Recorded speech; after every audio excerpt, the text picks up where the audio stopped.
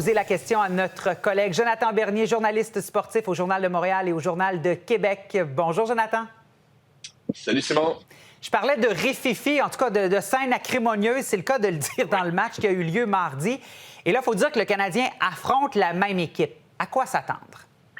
Ben écoute, tu l'as dit, il y a eu quelques combats, des coups vicieux. On a qu'à penser à celui de Nick Cousins aux dépens des Van Demidov. Donc, 150 minutes de punition au centre Vidéotron mardi. Souvent, quand il arrive ce genre de match-là, on s'attend toujours à ce qu'il y ait une deuxième ronde à la confrontation entre les deux mêmes équipes, surtout quand c'est dans la même semaine. Puis souvent, l'histoire nous a dit que ça ne se passe pas nécessairement comme ça. Et puis, d'autant plus que cette fois-ci, là, ce soir, là, c'est le dernier match préparatoire, autant pour les Sénateurs que pour le Canadien. Donc, on va devoir de chaque côté, ou on va vouloir de chaque côté évaluer certains joueurs, peaufiner certains trucs pour le début de la saison. Puis hier, moi, j'étais du côté des Sénateurs, puis on racontait, là, entre autres, Thomas Chabot qui disait on n'arrivera pas au Centre Bell avec l'intention de tout casser comme c'est arrivé au centre Vidéotron. Donc, tu sais, il y a des choses qui nous restent à voir. On veut arriver prêt pour la saison.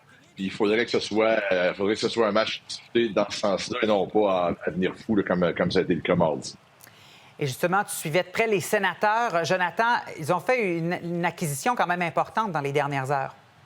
Oui, c'est ça. Hier soir, en fin de journée, là, après que j'ai quitté le Centre Canadian Tire à Ottawa, les Sénateurs ont fait l'acquisition de Curtis McDermott. C'est un gros monsieur, 6 pieds 5 pouces, 233 livres.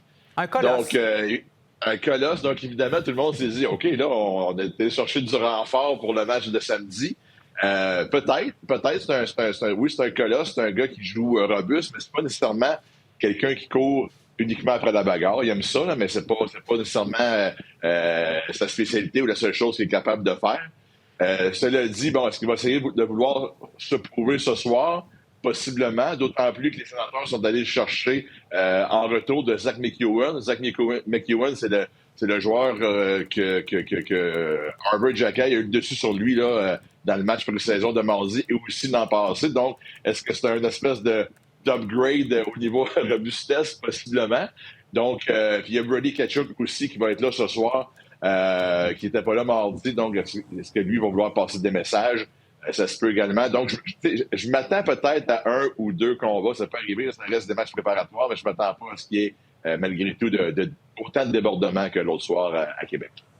Et ce matin, dans le journal, on retrouve le cahier spécial sur la saison à venir du Canadien. Tu as participé justement à ce cahier-là. Oui, comme c'est le cas habituellement. Là, la saison commence mercredi, comme on sait. Oui. Comme c'est le cas habituellement, on essaie toujours de prédire un peu, de voir ce qui nous attend cette saison. Donc, c'est le cas dans ce cahier spécial de 28 pages-là. On essaie de voir ce qui va se passer. Oui, les chances que le Canadien participe aux séries sont grandes, mais c'est pas dans le sac. On parle de juste dans la division atlantique, là, de les Maple Leafs, le Lightning, les Panthers, même s'ils sont décimés par des blessures, qui sont encore les têtes d'affiche dans la division, de les Red Wings et les Sénateurs qui, comme le Canadien, sont dans la même étape un peu de reconstruction. Donc, ça va être une bataille beaucoup entre ces 6 équipes-là pour se tailler une place dans la division atlantique. Donc, il y a quelques conditions qui vont être réunies, puis on en parle dans le cahier, justement. Là, bon, Slafkovský va devoir passer à un autre niveau. Samuel Montembeault va devoir connaître une autre grande saison. Le début de saison devrait être à la hauteur. Il ne faudra pas attendre à Noël pour se mettre en marche. Le deuxième joueur de centre, pour l'instant, c'est Kirby Dach, mais je ne suis pas sûr qu'on peut avoir beaucoup de succès à long terme avec ça. Puis tu as le désavantage numérique aussi qui va devoir faire ses preuves parce que là, pendant la saison morte, on a perdu 3 gros morceaux de cette unité-là. Donc, ça aussi, ça pourra faire une différence en bout de ligne. Il faudra que toutes ces conditions-là soient réunies pour augmenter les chances de participer aussi. Donc, on va suivre de près ce match aujourd'hui et ce cahier à conserver précieusement aussi pour tous les poolers, comme on dit. Jonathan, merci beaucoup. Et pour voir si les prédictions vont être bonnes à la fin de l'année aussi. Oui, bien ça. Regarde, je vais prendre une copie dans la salle de nouvelles puis on s'en reparle en avril ou en mai. Parfait. Salut, Jonathan. Salut. Bon match.